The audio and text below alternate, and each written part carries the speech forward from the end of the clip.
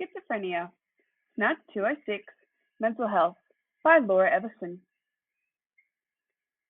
What is schizophrenia? How it affects the Australian context, statistical information, risk factors, treatments overview, pros and cons treatment, interaction of trauma and schizophrenia, models of care and recovery principles, key findings and recommendations, reflection and references. What is schizophrenia? Schizophrenia is a severe mental disorder characterized by delusions, hallucinations, disorganized thinking, and impaired social and occupational function, according to the World Health Organization.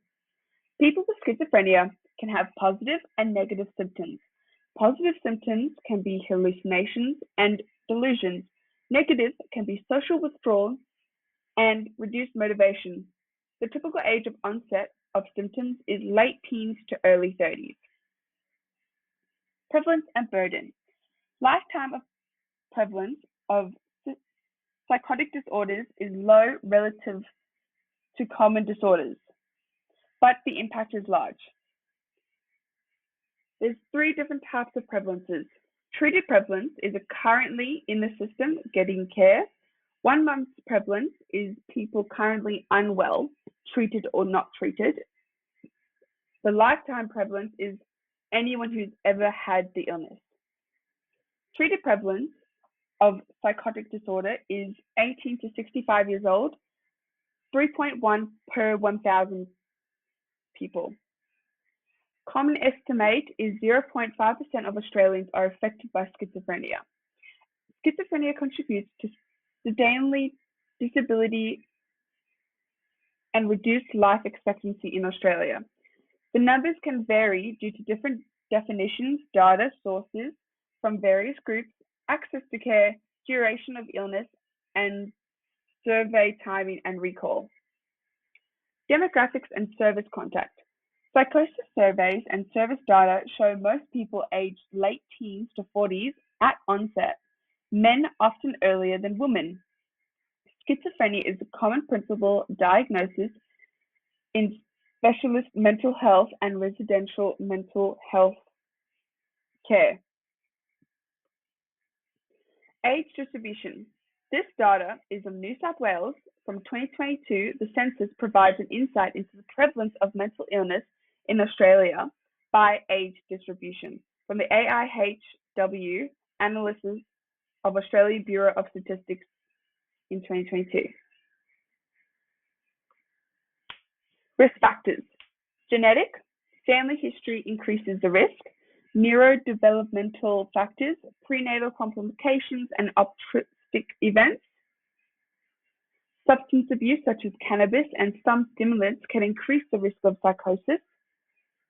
And social determinants such as social disadvantages, marginalization, and homelessness. These risk factors are a probability and not determinants of schizophrenia. Treatments. Pharmaceutical, antipsychotic medications such as clozapine,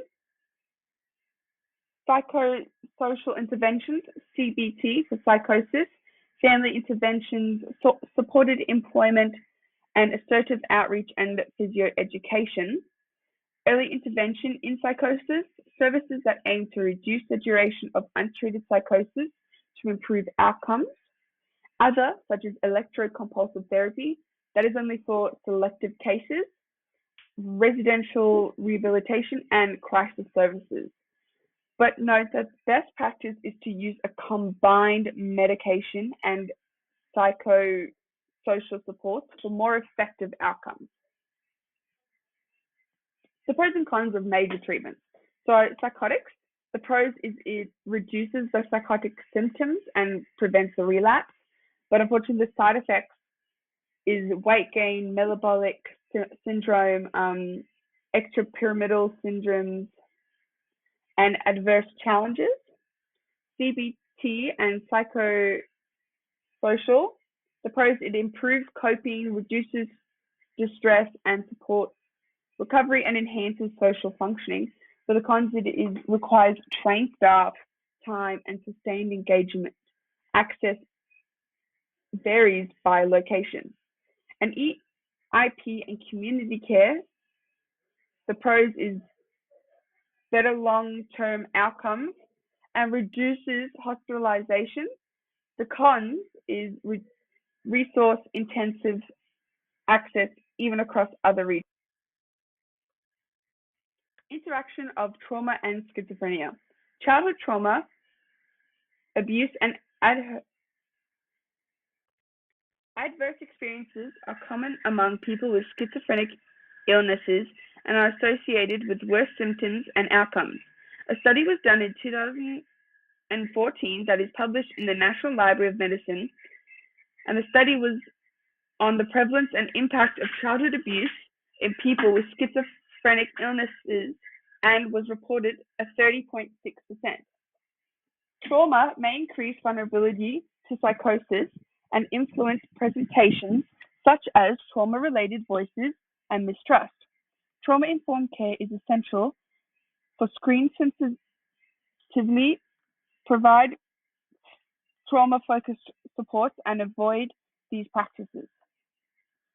Models of care: biomedical and psychosocial model. Combine medication and psychosocial rehabilitation and social work support.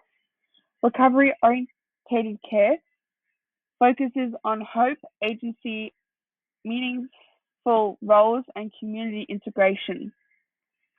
This links to course learning outcomes, defining mental illnesses, comparing models, and appraising interventions. Key findings and recommendations. Key findings: schizophrenia is relatively uncommon but highly disabling. Effective treatment requires combined pharmacological and physiosocial approaches. Trauma is a frequent cofactor that worsens outcomes. Recommendations is improve early intervention access, integrate trauma-informed care, monitor physical health proactively, and increase community support. And as a student, the level of actions that we can take is advocate for integrated care, learn trauma-informed approaches, and use evidence-based psychoeducation. Reflection on SNUG 206. SNUG 206 emphasizes recovery, person-centered care, and therapeutic communication. This changed my view from symptom management only to holistic recovery. Recovery, this can be social functioning, trauma awareness, and physical health. Two personal examples of learning that I've improved is my therapeutic communication and applying my principles with consumers. These are my in-text citations. These are my resources page.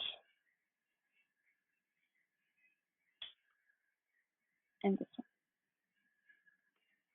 Thank you.